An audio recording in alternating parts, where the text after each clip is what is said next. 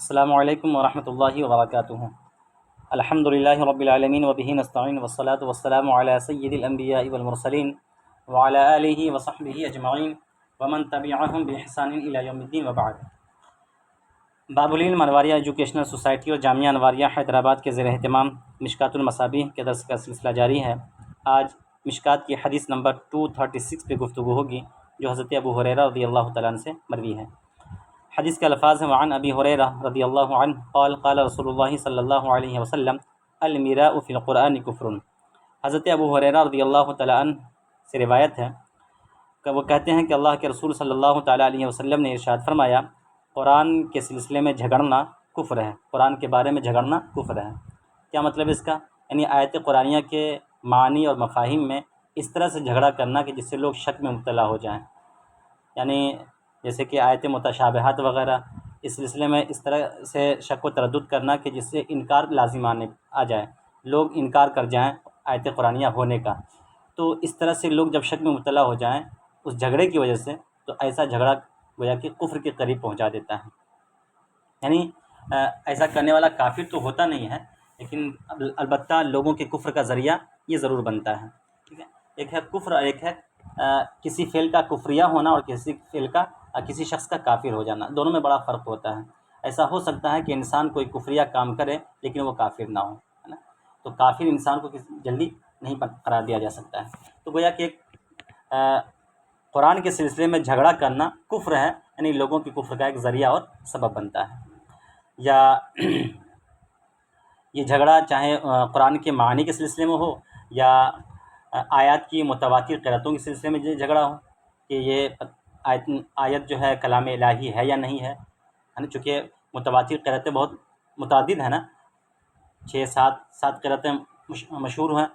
تو اس طریقے سے اگر کلام الہی میں اس طور پہ جھگڑا ہو کہ یہ آیت قرآنیہ ہے یا نہیں، کلام الہی ہے یا نہیں، تو اس طرح سے جھگڑا کرنا بھی کیا ہے؟ کفر ہے۔ یا یوں بھی کہا جا سکتا ہے، یہاں مراد کہ قرآن کو اپنی رائے کے مطابق بنانے میں جھگڑا کرنا، کہ ہر ایک اپنی رائے اور اجتہاد اور ایجاد کردہ مذہب کے مطابق اس کا ترجمہ اور اس کا معنی بیان کرے، تو اس طرح سے بھی کیا ہے؟ یہ کفر کے قریب ہے، یعنی کفریہ کام ہے نا۔ دیکھیے حدیث بالکل واضح ہے، اس میں ہر ان لوگوں کو کے بارے میں یہ کہا گیا ہے جو قرآن کا ایکسپرٹ نہ ہو، قرآن کی تفاسیر پر مکمل گہری نظر نہ ہو، مجتہد نہ ہو، تو ایسے لوگوں کے لیے کہا گیا ہے کہ قرآن کے سلسلے میں جھگڑنا کفر ہے۔ البتہ مفسرین اور مجتہدین اگر اختلاف کرتے ہیں، اپنی الگ الگ تفاسیر بیان کرتے ہیں، اور تو پھر ایسا جھگڑا یہ جھگڑا نہیں کہلاتا ہے، بلکہ وہ ہر ایک کی اپنی اپنی تحقیق ہوا کرتی ہے۔ رواہ احمد و ابو داؤد، اس حدیث کی روایت امام احمد اور امام ابو داؤد نے کی ہے۔ حدیث نمبر 237 وعن عمر بن شعیب عن ابیہ عن جدہ قال سمع النبی صلی اللہ علیہ وسلم قوما یتدارؤون فی القرآن۔ حضرت عمر بن شعیب اپنے والد سے روایت کرتے ہیں اور وہ اپنے دادا سے روایت کرتے ہیں۔ ان جدہی کا لفظ آیا ہے نا، اب یہ جدہی کا مرجع کس کی طرف راجع ہے، اس بارے میں بڑا اختلاف ہے۔ یہ چونکہ سند ہی ہے نا، یہ سند کے سلسلے میں ایک توضیح کی گئی ہے، کیونکہ عمر کے والد کون ہو گئے؟ شعیب۔ اب عمر بن شعیب والد روایت کرتے ہیں کس سے؟ اپنے باپ سے۔ ان کے باپ کون ہوئے؟ یعنی شعیب ہوئے۔ پھر شعیب روایت کرتے کس سے؟ اپنے دادا سے۔ اب شعیب یا تو اپنے دادا سے روایت کریں گے، یا پھر یعنی جدہی میں ہا ضمیر کا مرجع یا تو شعیب کی طرف لوٹے گا یا عمر کی طرف لوٹے گا۔ اگر جدہی میں ہا ضمیر کا مرجع کس کی طرف لوٹے؟ یعنی عمر کی طرف لوٹے، تو پھر ایسی صورت میں یہ حدیث کیا ہو گئی؟ مرسل کہلائے گی۔ کیوں؟ اس لیے کہ عمر کے جو دادا ہیں نا، ان کا نام تھا عمر، ہاں، اور عمر کے دادا یہ تابعی ہیں، یعنی پوری سند اس طور پہ ہے: عمر بن شعیب ابن محمد ابن عبداللہ ابن عمر بن عاص۔ ٹھیک ہے، تو اس طور پہ اگر جدہی میں ہا ضمیر کا مرجع عمر کی طرف لوٹے تو یہ حدیث کیا ہو جائے گی؟ مرسل ہو جائے گی۔ کیوں؟ اس لیے کہ عمر کے دادا کا نام کیا ہے؟ عمر کے دادا کا نام محمد ہے۔ عمر کے دادا کا نام کیا ہے؟ محمد ابن عبداللہ۔ تو محمد ابن عبداللہ یہ کیا ہے؟ تابعی ہیں، اور جب تابعی ہیں تو تابعی گویا ڈائریکٹ روایت کرتے ہیں کس سے؟ نبی کریم صلی اللہ علیہ وسلم سے. جب تابعی ڈائریکٹ نبی کریم صلی اللہ علیہ وسلم سے روایت کریں تو گویا کہ وہ حدیث کیا ہو جاتی ہے؟ مرسل ہو جاتی ہے، کیونکہ صحابہ کے بیچ میں انہوں نے حذف کر دیا. اور اگر جدہی میں حاذ ضمیر کا مرجع امر کی طرف نہ لوٹے بلکہ کس کی طرف لوٹے؟ شعیب کی طرف، تو مطلب یہ ہوگا کہ شعیب اپنے دادا سے روایت کرتے ہیں. تو شعیب کے دادا کیا ہیں؟ وہ شعیب کے دادا وہ عمرو بن عاص ہیں، اور عمرو بن عاص یہ صحابی رسول ہیں. تو اب ایسی صورت میں تدلیس نہیں رہ جائے گی، کیا کہتے ہیں وہ مرسل نہیں رہ جائے گی، بلکہ یہ حدیث متصل ہوگی. متصل ہونے کے باوجود تدلیس اس کے اندر برقرار رہے گا، جیسا کہ صحابی مرقات نے بھی اس کو واضح کیا ہے. تو پوری سند کیسے ہیں؟ عمرو بن شعیب ابن محمد ابن عبداللہ ابن عمرو بن عاص، یہ پوری سند ہے. تو خیر یہ سند کی وضاحت تھی جو میں نے کر دی. تو ان جدہی میں حاضمیر کا مجال جب کس کی طرف لیں گے؟ شعیب کے دادا کی طرف، یعنی عمرو بن عاص کی طرف. تب یہ کہیں گے کہ شعیب کے دادا یعنی عمرو بن عاص کہتے ہیں کہ سمع النبی صلی اللہ علیہ وسلم قوم، نبی صلی اللہ علیہ وسلم کہ نبی مکرم صلی اللہ تعالیٰ علیہ وسلم نے ایک قوم کو یتدارعون فی القرآن، قرآن کے سلسلے میں جھگڑتے ہوئے دیکھا. یتدارعون، تدارع مطلب یہ کہ اس کا مطلب ہوتا ہے کہ ہر خصم اپنے بات کی کیا کرے؟ اپنے بات کو دفاع کرے، اپنی بات کو دوسرے شخص کی بات کو رد کرتے ہوئے اپنی بات کو پیش کرے، اور اس کے بالمقابل میں کیا کرے؟ وہ آیت قرآنیہ پیش کرے. تو یتدارعون فی القرآن، قرآن کے سلسلے میں اس طور پہ جھگڑ رہے تھے کہ ایک اپنی مستدل بھی ہی آیت پیش کر رہا تھا، دوسرا شخص اس آیت کو رد کر کے اس کے برخلاف دوسری آیت پیش کر رہا تھا. تو اس طرح سے جھگڑا چل رہا تھا. فقال، تو آپ نے فرمایا انما ہلک من کان قبلکم بہذا، تم سے پہلے لوگ اسی وجہ سے ہلاک ہو گئے، یعنی اسی جھگڑے کے سبب کیا ہو گئے؟ ہلاک ہو گئے. جیسے یہود اور نصارہ وغیرہ، وہ اپنے جو ہے جو منزل من السماء کتاب تھی اس سلسلے میں جھگڑنے لگے، جس کی وجہ سے ہلاکت ان کے قریب آ گئی. ضربوا کتاب اللہ،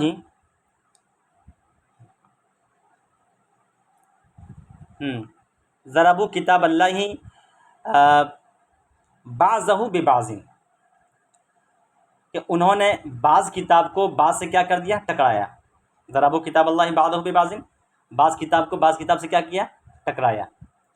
یعنی کتاب اللہ کی بعض آیت کو بعض آیت سے کیا کر دیا؟ ٹکرا دیا، ایک دوسرے کے اپوزٹ میں، ایک دوسرے کے خلاف میں پیش کر دیا.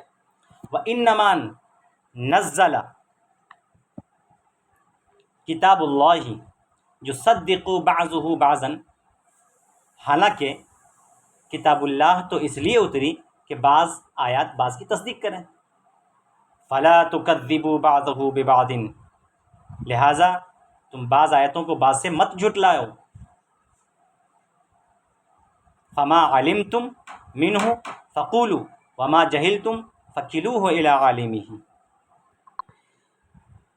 فما علمتم، لہٰذا جس قدر تمہیں معلومات ہو، من ہو قرآن میں سے، یعنی قرآن کی جتنی معلومات تم رکھتے ہو، فقولوا تو اتنی ہی کہو دوسروں سے. وما جہلتم، اور جس کے بارے میں تم نہیں جانتے ہو، جاہل ہو، فکلوہ الی عالمہ، تو اسے عالم کو سپرد کر دو.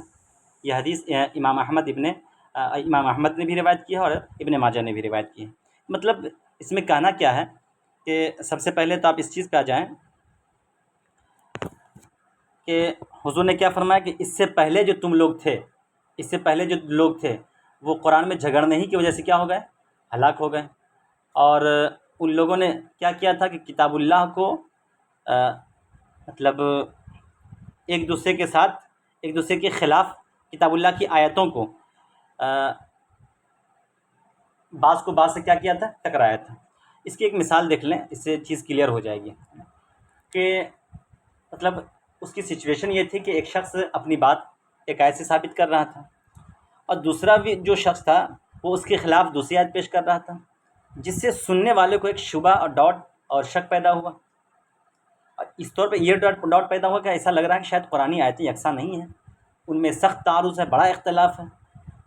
اب جیسے کہ کوئی ایک کہے کہ خیر و شر اللہ کی طرف سے ہے، اس لیے کہ اللہ رب العزت کا ارشاد ہے قل کل من عند اللہ، تمام تعریف اے محبوب آپ فرما دیے تمام چیزیں اللہ ہی کی طرف سے ہیں، چاہے وہ خیر ہوں یا شر ہوں، یا جو کچھ بھی ہو سب اللہ کی طرف سے ہیں.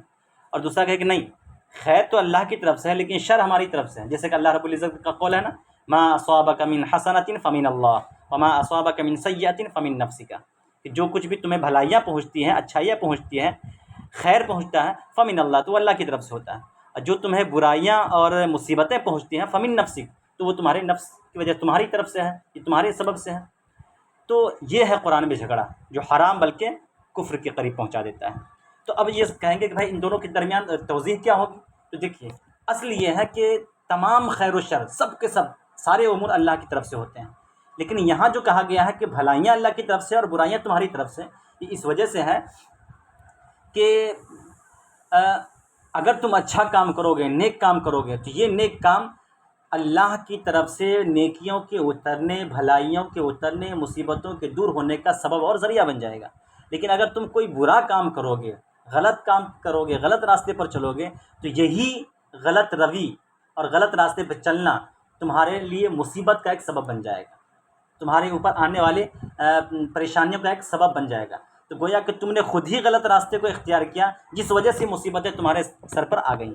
حالانکہ وہ تمام چیزیں اللہ کی طرف سے ہوتی ہیں، لیکن سبب اور ذریعہ تم بنے ہو. اس لیے یہاں پہ انتصاب کر دیا گیا کہ بھلائیاں اللہ کی طرف سے، اور جو برائیاں جو تم کچھ کرتے ہو، یہ تمہارے نفس کا قصور ہوا کرتا ہے، تمہارا ذاتی معاملہ یہ ہوا کرتا ہے.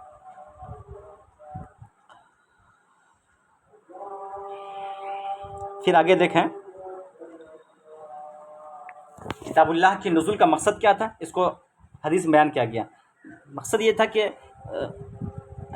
مقصد نے بلکہ وَإِنَّمَا نَزَلَ کتاب اللہ، کہ اللہ کی کتاب اتری، یصدق بعضہ بعضا، کہ بعض کی تصدیق کر رہی ہیں. ایسا نہیں کہ اس میں کوئی اختلاف ہے یا کوئی تعارض ہے نا.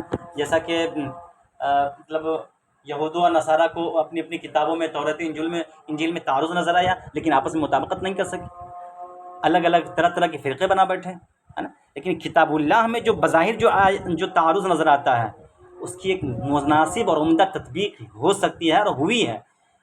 کوئی جو ہے تعارض اور کوئی اختلاف نہیں ہے. اگر تعارض بظاہر سمجھ میں آتا ہے تو یہ ہماری فہم کا قصور ہے، جس کی مناسب تعویل اور مناسب مطابقت وہاں پہ موجود ہے، بس سمجھنے کا فعل ہے. وما جہلتم فکیلوہ الی عالمہ، کیا زبردست بات ہے اس میں. یعنی کہا گیا ہے کہ اگر تم ناتجربہ کار ہو، جس مسئلے کے بارے میں تمہیں علم نہیں ہے، خبر نہیں ہے، تو ایسا نہ ہو کہ وہاں پہ اٹکل پچو سے اپنی باتیں کرنا شروع کر دو، بلکہ ان معاملات کو قرآن کے عالم جو ہوں، قرآن کے جو جانکار ہوں، اس کی طرف سپرد کر دو. اٹکل پچو سے باتیں نہ کرو. جتنا تم علم رکھتے ہو اتنا ہی بولو، اگر تم نہیں جانتے ہو تو خاموشی اختیار کرو. یہاں پہ ایک بڑی اچھی بات مجھے یاد آ رہی ہے. امام غزالی رحمۃ اللہ علیہ نے احیاء العلوم میں امام احمد ابن حنبل کے حوالے سے غالباً، یا امام مالک کے حوالے سے غالباً، امام مالک کے حوالے سے بیان کیا ہے کہ ان سے 40 مسائل پوچھے گئے، جس میں سے 30 کے بارے میں آپ نے کہا کہ لا ادری، مجھے نہیں معلوم. تو آپ سمجھ سکتے ہیں کہ لا علمی کا اظہار، لا ادری کہنا، یہ بھی نصف علم ہے. یعنی وہاں پر عیب نہیں سمجھنا چاہیے، اپنے آپ کو کہ ایگو پر نہیں لانا چاہیے کہ ہم یہ کیوں نہیں جانتے ہیں. جو نہیں جانتے ہیں آپ اس کو واضح طور پہ کلیئر کٹ آپ بیان کر دیں. ایسا نہ ہو کہ آپ یہ کہیں کہ غلط سلط مسائل وہاں پہ بیان کر دیں. اس سے پرہیز کرنا چاہیے. حالانکہ اس سے پہلے آپ حدیث میں سماعت کر چکے ہیں کہ جو بغیر جانے بوجھے کوئی فتویٰ دیتا ہے تو اللہ اس کے فرشتے کی لعنت اس پر ہوا کرتی ہے. میرے خیال سے آگے بھی اس طرح کی روایت آ رہی ہے. حدیث نمبر 238. یہ حدیث حضرت عبداللہ ابن مسعود رضی اللہ تعالیٰ عنہ سے مروی ہے. حدیث کے الفاظ دیکھیں. وعن ابن مسعود قال قال رسول اللہ صلی اللہ علیہ وسلم انزل القرآن على 7 احرف. حضرت ابن مسعود رضی اللہ تعالیٰ عنہ کی روایت ہے. وہ فرماتے ہیں کہ اللہ کے رسول صلی اللہ تعالیٰ علیہ وسلم نے ارشاد فرمایا، قرآن 7 طریقوں پر اترا. کتنے طریقوں پر؟ 7 طریقوں پر اترا. ان طریقوں سے مراد کیا ہے؟ اس کی کئی تعویلیں کی گئی ہیں اور کئی اس کے مفاہیم بیان کیے گئے ہیں. طریقوں سے مراد یا تو عربی لغتیں ہیں، عربی زبان، مطلب عرب میں تو خیر عربی چلتی تھی، لیکن لغتیں سب کی مختلف ہوا کرتی تھیں، لہجے سب کے مختلف ہوا کرتے تھے. اب دیکھیں خود عرب میں 7 قبیلے ہیں، فصاحت و بلاغت میں نہایت مشہور تھے 7 قبیلے، اور سب کے کا جو ہے بولنے کا جو طرز تھا، انداز تھا، طریقہ تھا، ایک دوسرے سے مختلف تھا. وہ 7 قبیلے کون تھے جن کی زبان زیادہ مشہور تھی؟ پہلے نمبر پہ قریش، دوسرا قبیلہ ثقیف، تیسرا قبیلہ طے، چوتھا حوازن، پانچواں مزیل، چھٹا یمنی، ساتواں تمیم۔ تو یہ 7 قبیلے نہایت معروف و مشہور تھے اور ان کی زبانیں بھی فصاحت و بلاغت کے اعتبار سے معروف و مشہور تھیں، ہے نا؟ تو انزل القرآن علی 7 احرف، قرآن 7 طریقے پر نازل کیا گیا۔ اس کا مطلب یہ ہے کہ 7 زبان جو ہے تھیں عرب کے فصحاء اور بلغاء قبیلے کی، ان 7 زبان میں قرآن کو نازل کیا گیا۔ ایک مراد یہ ہے۔ اب جیسے کہ تھوڑی دیر کے لیے آپ دیکھ لیں کہ آپ لکھنؤ چلے جائیں، وہاں کی زبان الگ ہے، مراد آباد چلے جائیں، وہاں کی زبان الگ ہے۔ اردو بولنے کے اعتبار سے دونوں اردو ہی بولتے ہیں، لیکن بڑا ڈفرینس ہے دونوں کے اندر۔ تو ایسے ہی ان 7 لغتوں کے درمیان وہ سب عربی ہی بولتے تھے، لیکن بولنے کا طریقہ اور طرز الگ الگ ہوا کرتا تھا۔ تو قرآن یہ 7 طریقے پر نازل ہوا، ان 7 لغتوں پر، ٹھیک ہے۔ تو اب معاملہ یہ ہے کہ جب ان 7 طریقے پر نازل ہوا نا، تو حضور صلی اللہ تعالی وسلم نے کس کی اجازت دی؟ قریش کی، کہ لغت قریش پر قرآن کی تلاوت کیا کریں، ہے نا؟ تو اپنی اپنی زبانوں میں نہیں ہوتا ہے، کیا تھا کہ قریش کی جو زبان لغت تھی نا، لغت قریش، یہ کچھ زیادہ ثقیف تھی، زیادہ جو ہے وہ بھاری بھرکم تھی، اس کی ادائیگی، اس زبان کی ادائیگی تھوڑی مشکل تھی۔ تو ایسا ہوا کہ بعض لوگوں نے دوسری قرأت میں بھی تلاوت کرنا شروع کر دیا، جو دوسرے ثقیف طے اور حوازن وغیرہ کی قرأتیں تھی، اس میں بھی تلاوت کرنا شروع کر دیا۔ حضور کے وصال ہونے کے بعد اب یہی چیز جو ہے نا، اختلاف اور فتنہ و فساد کا باعث بننے لگا، کہ بعض کسی اور طریقے سے پڑھتے تو بعض دوسرے طریقے سے پڑھتے۔ اس کی آپ مثال لے لیجئے، جیسے کہ قرآن کی ایک آیت ہے فَلَا تَقُل لَهُمَا اُفٍّ۔ اُفٍّ یہ لغت قریش ہے۔ لغت قریش کے مطابق حمزہ پہ کیا ہے؟ پیش، ٹھیک، اور فا کے اوپر تشدید اور تنوین، وہ بھی کسرے کی تنوین، ٹھیک ہے، یہ لغت قریش۔ لیکن اس کے برخلاف اب چلے جائیے دیگر لغتوں میں، یہاں پر الف، لغت قریش میں تو حمزہ پہ کیا ہے؟ پیش ہے، لیکن دوسری لغتوں میں حمزہ کے اوپر کیا تھا؟ زبر یا زیر، جو کچھ بھی رہا، یا پھر کیا ہے؟ فا ہے، فا کے اوپر کیا تھا؟ زبر تھا، جبکہ یہاں کیا ہے؟ زیر ہے۔ ایسے ہی تشدید ہے اس میں لغت قریش میں، لیکن دوسری لغتوں میں تشدید نہیں تھا۔ اس طریقے سے اختلاف تھا، یعنی یہاں پہ فلا تقل لہما افن ہے نا، تو دوسری لغتوں کے مطابق فلا تقل لہما اف، ہے نا، افی یا افی، اس طرح سے بولا جاتا تھا۔ یا ایسے دیکھ لیں کہ مالک یوم الدین اور ملک یوم الدین، ملک یوم الدین، اس طرح سے تینوں طریقے سے روایت آئی ہے۔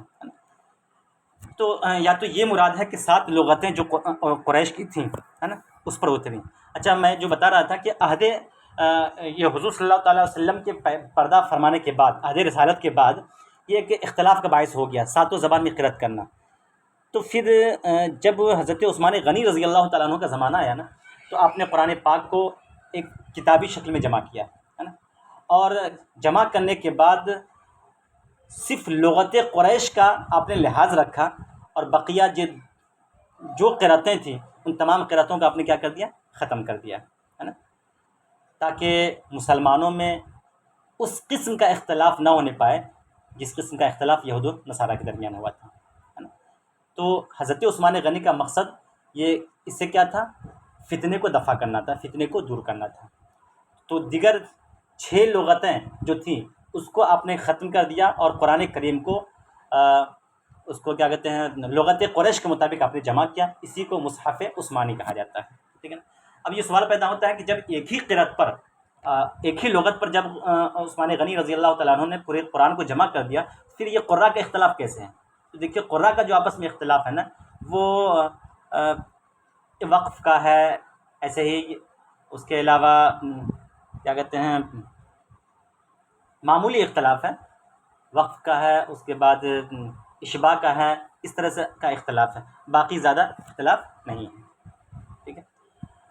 یا تو ایک مراد تو یہ ہو گئی نا 7 طریقے پر نازل ہونے کا۔ دوسرا مطلب اس کا یہ ہے کہ 7 معانی پر قرآن کریم اترا۔ وہ 7 معانی کیا ہے؟ امر یعنی حکم، آرڈر، نہیں یعنی کسی سے منع کرنا، مثال مطلب مثال دے کر کے جو ہے سمجھانا، قصے جیسے واقعات اور قصے وغیرہ بیان کیے گئے ہیں نبیوں کے قرآن کریم میں، ہے نا، وعدے 5، وعیدیں 6، وعیدیں مطلب جو تہدید اور وعید کے طور پہ جو ہے انجام کے بارے میں بتایا گیا کہ یہ کرو گے تو یہ سزا ملے گی، اور نصیحتیں، یہ 7 چیزیں، ان 7 طریقوں پر قرآن کریم اترا۔ تو 2 معنی ہم نے بیان، 2 مطلب ہم نے بیان کیا۔ پہلا مطلب کیا ہے؟ 7 لغتوں کے مطابق اترا، انزل القرآن علی 7 احرف، 7 احرف کا مطلب یا تو 7 لغتوں کے مطابق اترا یا 7 معنی کے مطابق اترا، 7 معنی لے کر کے اترا، امر نہیں، مثالیں، قصے، وعدے، وعیدیں اور نصیحتیں۔ یا تیسری مراد یہ بھی ہو سکتی ہے کہ اس قرآن کے اندر 7 طرح کے احکام ہیں، عقائد، احکام، اخلاق، حلال، حرام، محکم اور متشابہ، سمجھے؟ تو یہ مراد لیا جا سکتا ہے، ٹھیک ہے۔ لکل آیت منہا ظاہر و باطن، ان میں سے ہر ایک آیت کا ایک ظاہر ہے اور ایک باطن ہے۔ یہ زبردست بات ہے کہ قرآن کریم کی جو بھی آیتیں ہیں نا، اس کا تو ایک ظاہری معنی مراد ہے اور ایک باطنی معنی مراد ہے۔ ظاہری مطلب اس کا ایک لفظی ترجمہ ہے، جیسے فبأي آلاء ربكما تكذبان، اس کا آپ ترجمہ کر دیں۔ ایک ہے باطنی مراد، یعنی اس آیت کا منشا کیا ہے، اس کا مطلب کیا ہے، مقصد کیا ہے، کیوں اللہ رب العزت نے اس کو اتارا ہے نا۔ یہ 2 چیزیں ہوں گی۔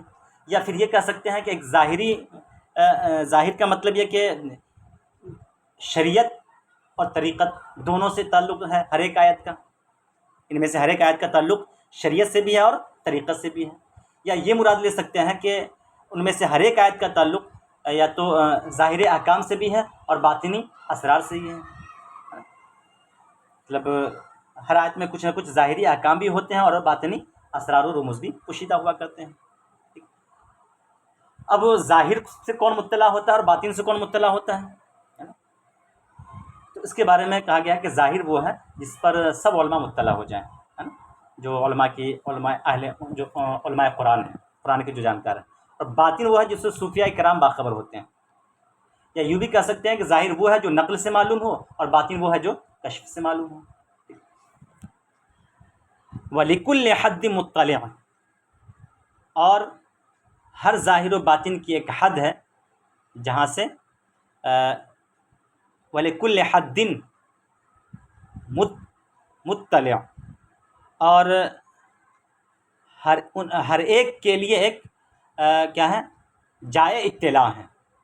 یہ بھی کہہ سکتے ہیں ہر ایک کے لیے ایک علیحدہ جائے اطلاع، یعنی اس آیت کو سمجھنے والے ہر ایک مزاج کے ہوتے ہیں، ہر ایک طرح کے ہوتے ہیں، کوئی اسی سے کچھ سمجھتا ہے، کوئی اسی سے کچھ سمجھتا ہے۔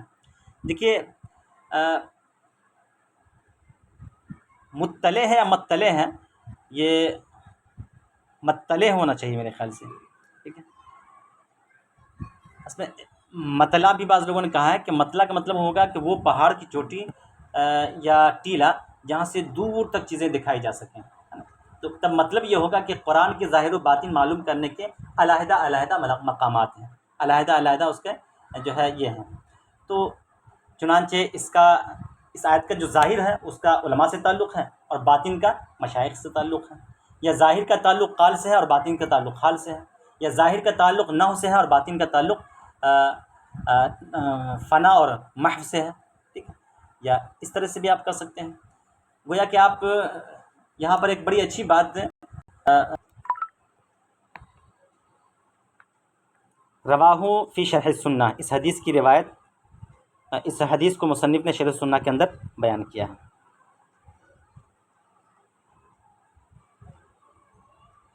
اب انشاءاللہ اگلی گفتگو حدیث نمبر 239 پر ہوگی انشاءاللہ۔ السلام علیکم۔